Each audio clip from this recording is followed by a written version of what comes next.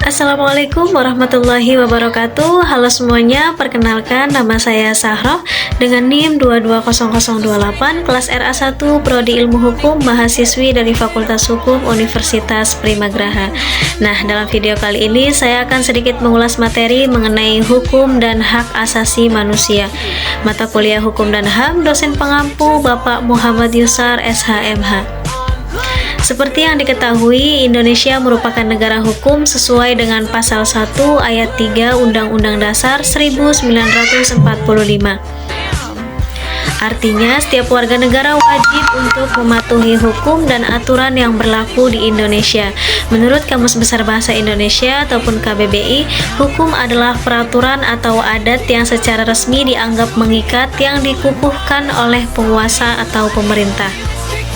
Sedangkan menurut Aristoteles, hukum merupakan kumpulan atau aturan yang dapat mengikat dan berlaku bukan hanya terhadap masyarakat saja, tetapi juga berlaku kepada hakim itu sendiri. Dengan kata lain, hukum tidak diperuntukkan dan ditaati oleh masyarakat saja, tetapi juga wajib dipatuhi oleh pejabat negara. Lalu apa pengertian hak asasi manusia?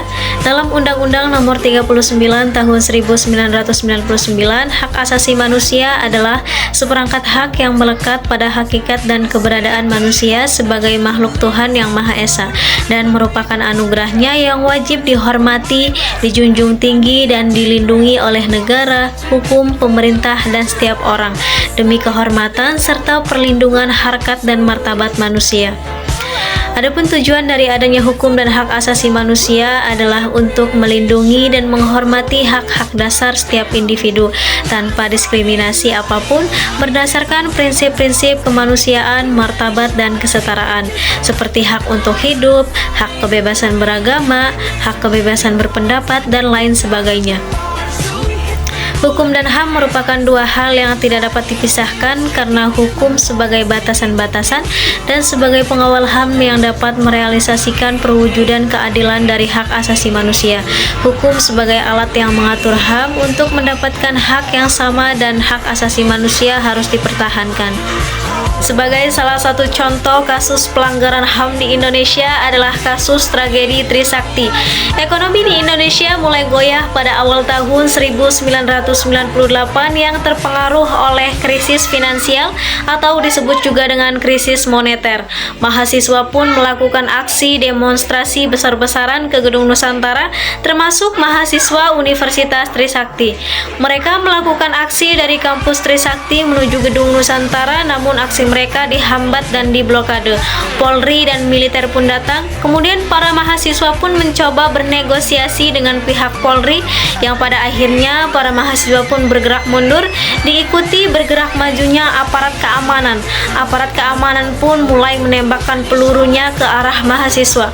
Para mahasiswa panik dan bercerai-berai, sebagian besar berlindung di Universitas Trisakti. Namun aparat keamanan terus melakukan penembakan. Korban pun berjatuhan dan dilarikan ke rumah sakit. Pada pukul 20.00 dipastikan 4 orang mahasiswa tewas tertembak dan 1 orang dalam keadaan kritis.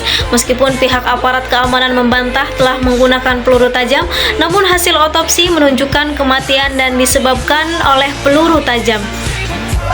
Negara sebagai pembuat kebijakan baik di pusat maupun daerah seharusnya memperhatikan nilai-nilai prinsip hak asasi manusia di setiap regulasi atau peraturan terutama yang masih mengandung hukum.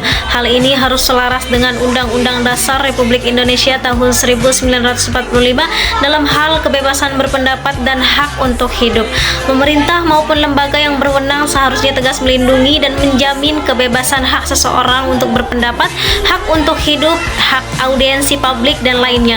Pemerintah seharusnya menjamin hak hidup dan hak berpendapat masyarakat agar tidak ada kejadian demonstrasi yang berakhir ricuh dan menewaskan beberapa orang dalam kejadian tersebut. Mungkin itu saja ulasan materi yang dapat saya sampaikan. Kurang lebihnya mohon maaf. Semoga bermanfaat. Wassalamualaikum warahmatullahi wabarakatuh.